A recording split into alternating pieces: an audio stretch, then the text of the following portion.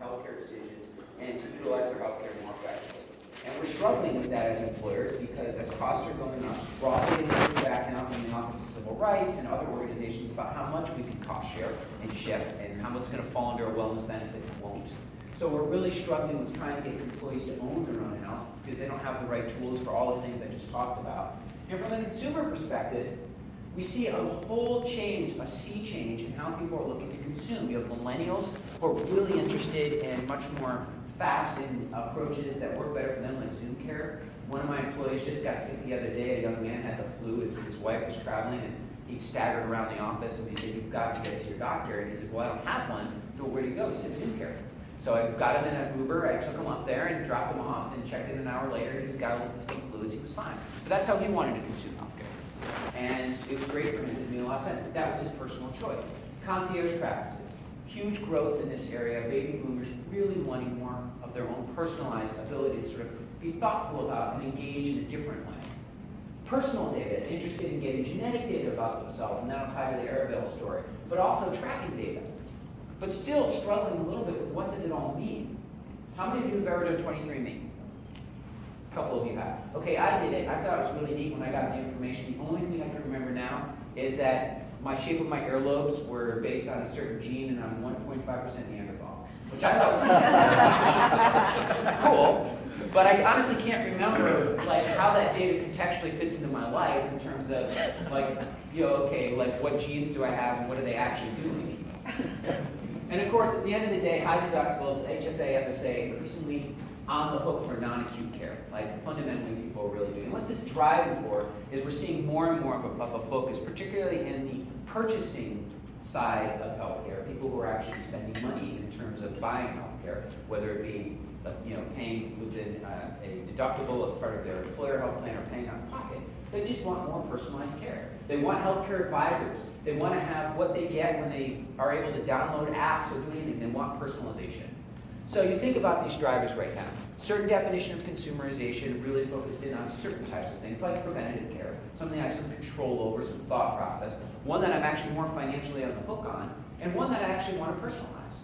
And so this really comes to the story that in the big picture, even if I have none of this, I still struggle, we still struggle as a society and a group that if you look at the top 10 grossing drugs in the United States, where's the personalization here?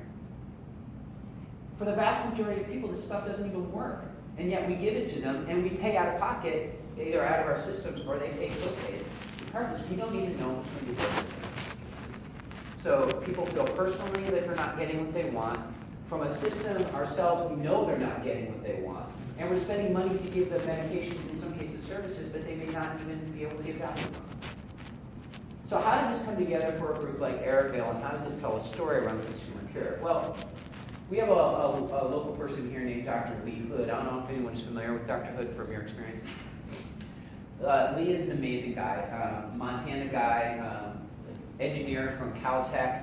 Likes to say he was in more Rose Bowls than anyone else. He was the quarterback for Caltech, so they actually practiced in the Rose Bowl. So he got to say, I was in more Rose Bowls than anyone else.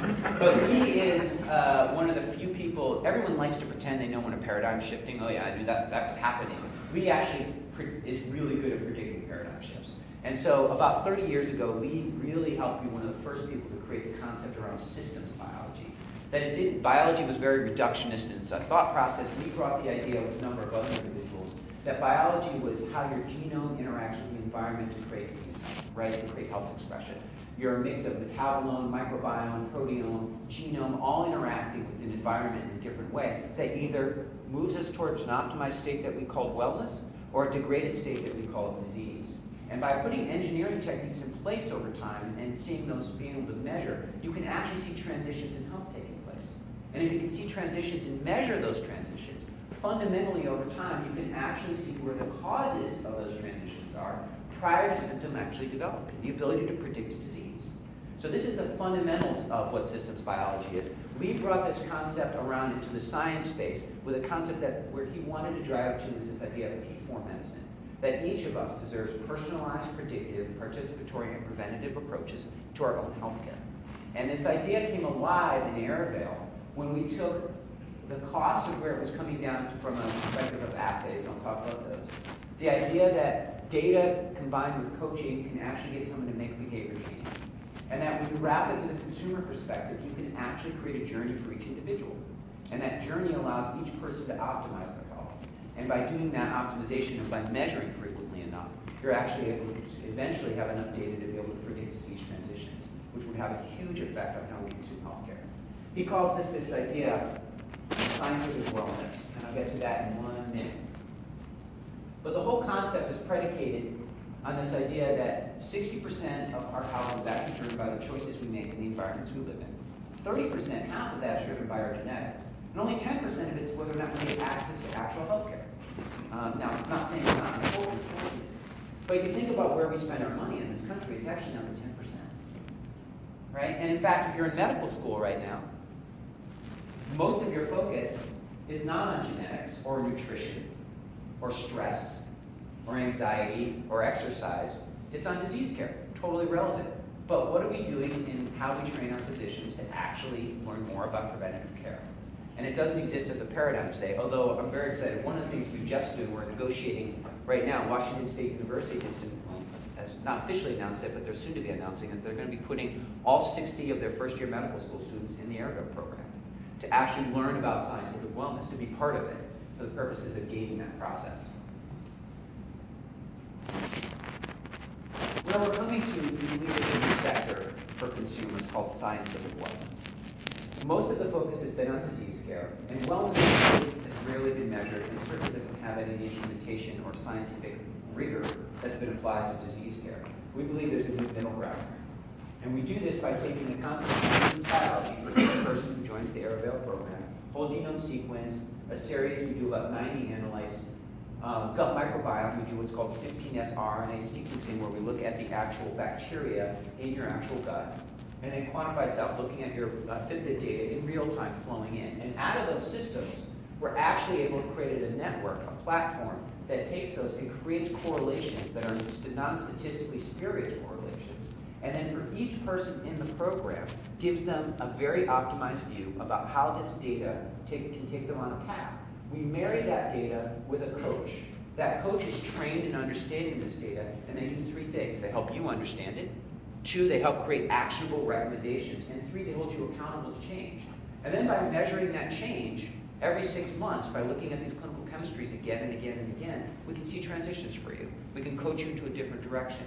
We can coach you to a more optimized state, or we can recognize a degraded state and get you to a physician or be able to provide services if it's a non-medical condition. Our behavior change specialists are registered dietitians, all trained in integrated functional medicine. And our data is organized into 6 health dimensions: heart health, diabetes, nutrition, optimal healthy aging, stress management, and inflammation. And depending on where our algorithms take all of this biometric data and sort you, we then know where to prioritize, where to work with you. Now, while we create these N-of-1 journeys, the interesting thing from a consumer perspective is that all of this data flows into a platform that allows us to do very interesting things over time. Look at not just single genetics, look at hundreds and thousands of genes, and look at the relationship. Anyone know right now, like just your LDL cholesterol, how many genes are sort of interact for that one phenotype? If you took a guess, 10, 20, 30, 50, would millions surprise you? Yeah. It's actually, we believe there are hundreds of thousands of genes just involved in the regulation of your cholesterol. So looking at any one gene at one time is not particularly useful. By looking at thousands of genes and actually giving them a mathematical value of their effect, you can actually start looking at genetic possibilities and probabilities at a much more substantial state. Then when you look at all these other phenotypes, proteome, metabolome, microbiome, you get a much richer view of transition. And by having a relationship with an individual over a long period of time, you can measure these changes. And by measuring these changes, you can give someone more guidance more quickly and give them the ability to actually track where they're going. So we measure success in 3 ways. But first, just to understand, we fit the norm, the people in our program. They have the same type of biome, 35% overweight, 19% obese. Pre-hypertension, 35%, borderline on lipids, or high, 31%, the American average. But look at the engagement rates we're getting right now. Look how this data has come alive for these individuals. Every one of those on the right hand is a month where they're a phone call. So on average, they're talking 40 minutes per month with a coach. But I'll show you some other interesting data around how they're engaging with our mobile app. The number of completions on their actual assays. Why? Because the data is relevant to them. We've made it relevant to their experience and to what they want to do in their life. Satisfaction rates. And this is what's really exciting. Look at attitudinal changes. Look at number one. Feel my health is on the right track. 30% increase over 6 months. So clearly something's working here. And what we believe, not just subjectively, but objectively, we're getting people healthier. And we find that people really are hungry to engage with a healthcare advisor for change because this data is relevant to their personal journeys. So we launched a mobile app about 3 or 4 months ago. 67% of everybody has downloaded the app. Here's the interesting thing. On average, for the people who are using the app, their trade in any given week is about 40% of the people who download it. They're using the app, they're exchanging upwards to 10 messages per week with their coach. Not only are they engaging on the mobile app, but they're also engaging with our dashboard, which brings all the data to life. And here's the interesting thing that we're doing that Raj alluded to.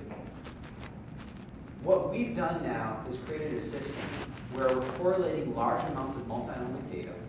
We're creating inner-born journeys for each individual. We're then marrying that to a participant, to a coach, so that coach can bring the data alive. And now what we've just added in, which is really interesting, is that every action item we assign to you actually has a data-based taxonomy behind it. And why is that important? Well, because we track your action plan completion every day. We know what you've completed and what you haven't done. And now that feeds back into our database, which we've now hooked up to the correlations network. Over time, we're going to have a closed-end system where we'll be able to look at biological changes in an individual, see what actions we recommended, see what they completed, and then be able to correlate those completions of those actual changes to actual clinical results and be able to make prospective recommendations as to what actions seem to have the biggest effect on changing objective biomarkers. So we've closed the loop behind what we want to see behaviorally and what we want to see biologically. And that's exactly where we want to go. So this is my last slide to sort of tie this all together for you. Why is this important? Why is this Arivale journey about bringing all this data together? Why is it important? What have we learned so far? And how does this apply to the world of consumers? So there's 3 things that we've learned that as we think about consumerization in healthcare. One is health is a total abstract. Now you all engaged in something with the healthcare system. How many of you know today what your HbA1c is? You wake up this morning and think about that? 1 of you, right? Maybe 2 of you, right? It's just not something, no one woke up this morning and say, today's the day I'm going to be healthy. I can guarantee you that. It was an abstract. What you may have woken up and said is, today's the day I want to get out and I want to take a run along down on the shore here, not the shore, but along our water line here before I leave. Today's the day I want to have energy for a meeting I have later to be able to create value. Today's the day I want to get home and be at an event with my kid. Those are what we call joyful moments. And that's how everybody conceptualizes health. I want to aspire to have joyful moments in my life. And when I'm sick, I can't do that. So how do we create a relevancy for them on achieving joyful moments? 2, data paralyzes utterly. The more data you give people, the more likely they are to be paralyzed. This is, if you're in behavioral world, it's what we call cognitive dissonance. The more data I give you, the more likely you are to get fixed on an opinion that's counter to the actual data we give you. Now, I introduced this when I first started working with Dr. Hood at the Institute for Systems Biology. I introduced this to the scientists there, and they thought it was absurd. It was utterly absurd. They could not, they're like, data is hypothesis driven. You give someone a hypothesis, if the data backs it up, they either agree or they don't agree. I said, okay, that's totally cool. So let me run a example for you. I brought it and I picked out a piece of cake. It's a nice piece of cake too. It's like, yeah, like it was. We've got a great bakery here in town called Karina, and they have a chocolate cake that's like this big. And it's like that classic example where the buttercream is, you know, where it's got that glint, this little sugary glint, and the cake looks so like just dense and delicious. And I put it down, and I had them all stare at it for a minute. And they just, there's this crazy guy doing liberal arts majors, what they were thinking. And, which is true, Chinese studies major, so also not really, I have any background at all in healthcare today. I said, okay, think about that. What is it creating for you right now? A sense of you feeling a little bit of hunger, like you weren't hungry a minute ago, but now you are, right? And if this cake were available to you and you had a very bad day today, would you figure out a way to justify, I had a terrible day today, I deserve this cake? If I had a great day today, I deserve this cake. I had a great day.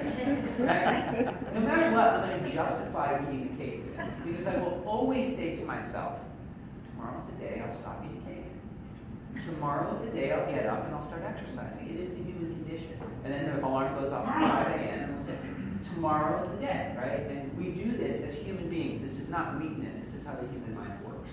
And so what we realize by throwing a ton of data at people, without context, it means nothing. And that context has to be very relevant to their personal journeys. So as you think about all of the data sitting in your systems today, and how much of it is actually relevant to a patient, personally relevant to them, I tell you, the vast majority of their biomarkers that a physician would look at, not so relevant to them. Like what they're dealing with in terms of fear, what they're dealing with in terms of concern or worry about themselves or a family member, that's what drives them. That data is not even existing in an EMR right now. Like there's nothing in there that says, how would this person rank their anxiety? How would they rate their ability and confidence to actually make a change or do something to help deal with this chronic condition? Those are the major things that drive a person's ability to actually make behavior change, right? To engage in making, an approach a new thing, confidence and motivation. And yet those aren't things we even track. So we find these as the key things that really drive the right data in the right way and then bring the objective, more biological data to life. And the last thing I'll end with, that I get asked all the time, and I'm so pleased you raised this too, Raj, because it's like, oh, we hadn't had a chance to practice this, so it's totally cool we aligned it, is this idea of human connection is critical. I get asked this all the time, how do you scale it? Like as the software, the person who has the software organization reporting to them, how are you going to scale all this? Like it's amazing they're talking for 40 minutes a month with a coach and they're exchanging 10 minutes messages a week, but that doesn't scale. It absolutely can scale. There's a million ways to do it. The last company I helped run was a company called Free and Clear. We provided services in tobacco cessation. And every day, 1,000 people proactively enrolled in our program. We worked with 400,000 people a year. We got hit rates that were 6 to 8 times better than the norm. So there are lots of ways to scale human connection. But all the time we try to focus on removing that equation because we consider it cost efficient. We do a huge disservice, not just to the patients and the participants in our service, but actually to our outcomes. And those are fundamentally what are going to drive the cost down, is getting better outcomes, getting people engaged in their own care and feeling a sense of connection to that healthcare system. So when you can find ways to do that, it's not a cost. It ultimately is going to be a benefit that's got real upside associated with it. And so I challenge all of us to think of new ways to actually create better human connection rather than trying to figure out ways to eliminate it. At the end of the day, I'll finish up with this. I know you all have phones, and I know you look at them a lot. I'm going to take a strong guess there's not a single app on your phone that you feel accountable to. Like, you may feel obligated, but you certainly don't feel accountable. Now, if I asked you to name a couple human beings in your life that you felt accountable to, you're going to get a whole list of people. Your employees, your employer, your spouse, your children, your family, your friends. You can go on and on. So as we think about this, accountability is all driven by human connection. And with accountability comes change. So with that, I'll end and we'll open it up for questions. Thanks. Thank you, Gary.